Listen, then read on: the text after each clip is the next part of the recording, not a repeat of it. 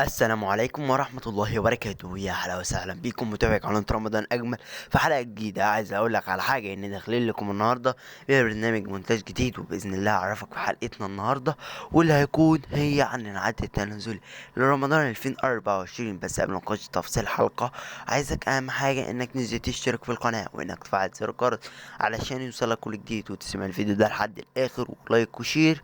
ويلا بينا نبدأ الحلقة بتاعتنا ونقول بسم الله توكلت على الله، ويلا بينا نشوف افضل التعليقات.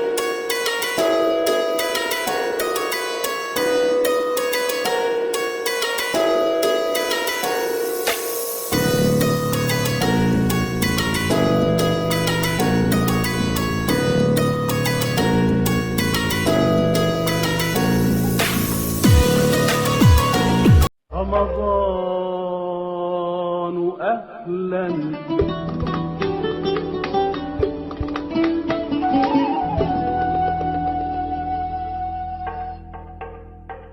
في البداية زي ما احنا متعودين في كل الحلقات بنصلي على أشرف الخلق سيدنا محمد عليه أفضل الصلاة والسلام. باقي كام يوم على رمضان، واللي هيكون باقي بالظبط 100 يوم ويهل علينا الشهر الكريم، أو بالنسبة لي 3 شهور يا صاحبي ويهل علينا الشهر الكريم.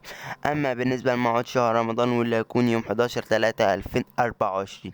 وبس دي كانت نهاية حلقتنا، واللي عرفتك فيها كل تفاصيل كاملة عن العد التنازلي وموعد شهر رمضان. لو عجبتك الحلقة ما تنساش تنزل تشترك في القناة وانك تفعل زر الجرس علشان يوصلك كل جديد. ويلا اشوفك في الفيديو القادم، يلا سلام.